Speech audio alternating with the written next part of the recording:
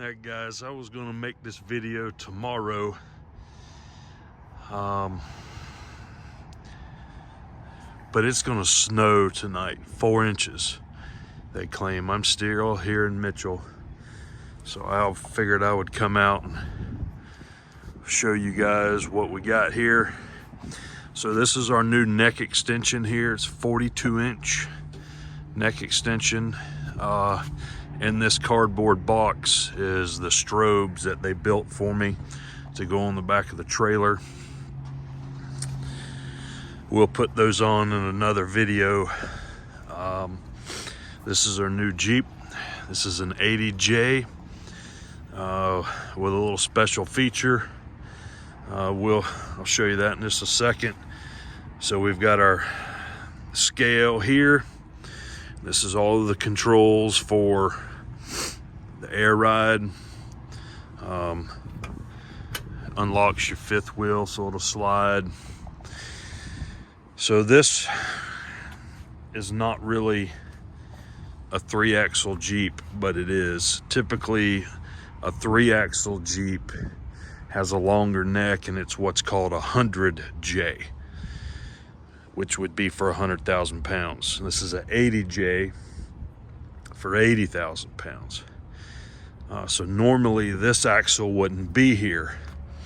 And if you look, you can see that this axle, if you see this plate here and this pin here, and there's another pin there, these are the pins. So you take this bolt out, take the pin out, and this whole axle assembly drops down and removes.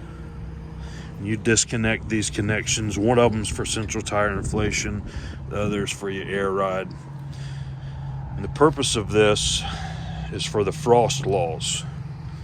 In the northern states, you get less weight per axle. So we opted to do this. The trailer that we have coming in October, the Jeep has the same thing. It's set up for it, except we didn't order the axle. So we'll probably take this axle off when we get back to Jacksonville. But that's the purpose of this axle. So I guess technically you could put more weight there. You would just be taking it off the truck, but I guess you still could do that if you wanted to. Most every Jeep that goes to Canada has this option. And some people in the US use this option, and I just felt like it was, I'm going to set all of my Jeeps up this way, at least the tandem Jeeps. So that was my reasoning behind that. We got the Trail King, let me see, is it Wednesday, about 1 o'clock. They took the trailer in the building. There was a brake recall for all of the disc brakes, so they did that work for us. They put all new bolts in the bottom of the airbags. You guys already know the issue with that. They had to measure the trailer for the neck extension, so it would pin on correctly and there wouldn't be any clearance issues. So they did that Thursday. They painted all of it.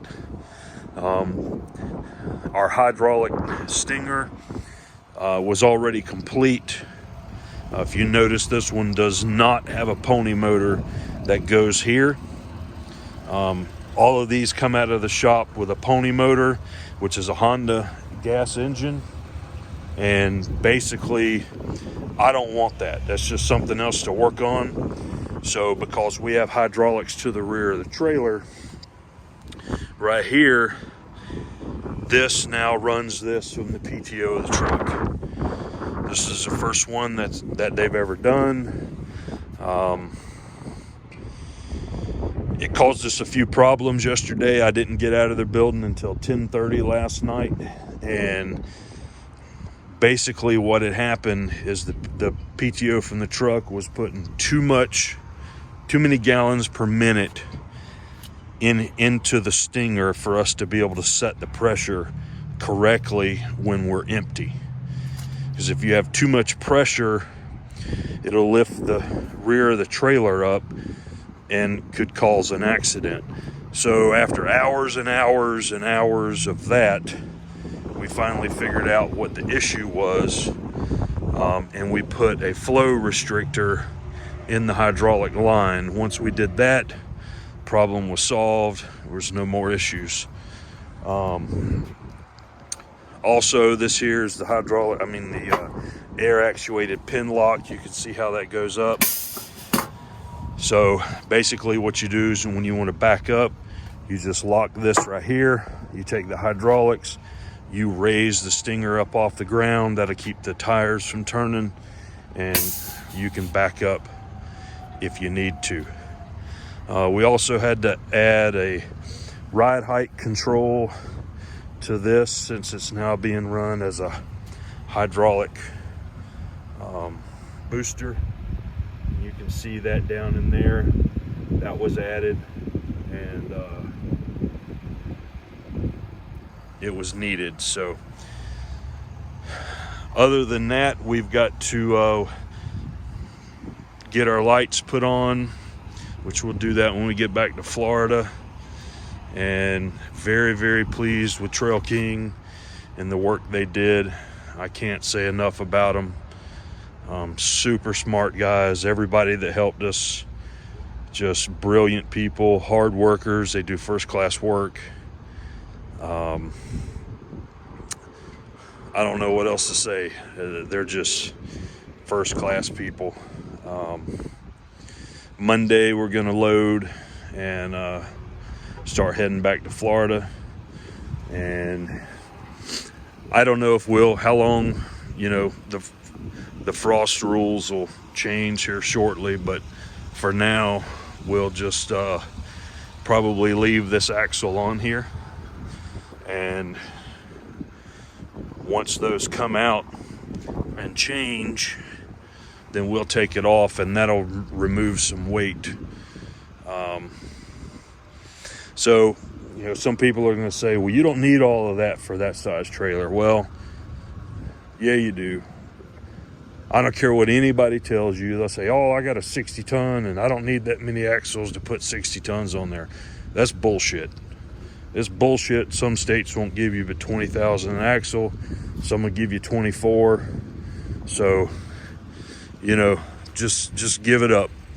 It requires 9 axles to be able to fully load this trailer as it's rated for.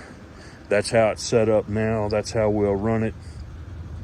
The pusher or the booster on the truck, it really won't get used unless we're not using the Jeep. But that's just the way it is. So, it is what it is, right? Plenty of people are going to come along and say, oh, you don't need those axles. Yeah, you do. Do the math. Do the math. It's that simple. So that's pretty much what we picked up. That's why we're here. And hope you guys like it. I like it. I love it. I think it looks great. And I think they did a great job. Just first class people. It's cold as hell here, I can tell you that. And they claim it's going to snow tonight. So instead of me showing you a trailer that's covered in snow, I figured I would just come out here and do it now. But if any of you guys have any questions, just ask them and I'll answer what I can. Don't ask me how much you get per mile, because those are questions I'm not going to answer. It's different for everything you do, and every load is different, and there's just so many factors. I don't even price jobs by the mile. You can't price jobs that way. You have to figure out what it's going to cost you to do it, and go from there. So it's just like the load that I hauled to Toma, Wisconsin. Just my escort cost was $2,600. So, you know, that's nothing we're going to talk about. So let me know what you guys think. If you have any questions, we'll do a video showing you how all of this stuff works. And you can see right here, this is the hydraulic accumulator.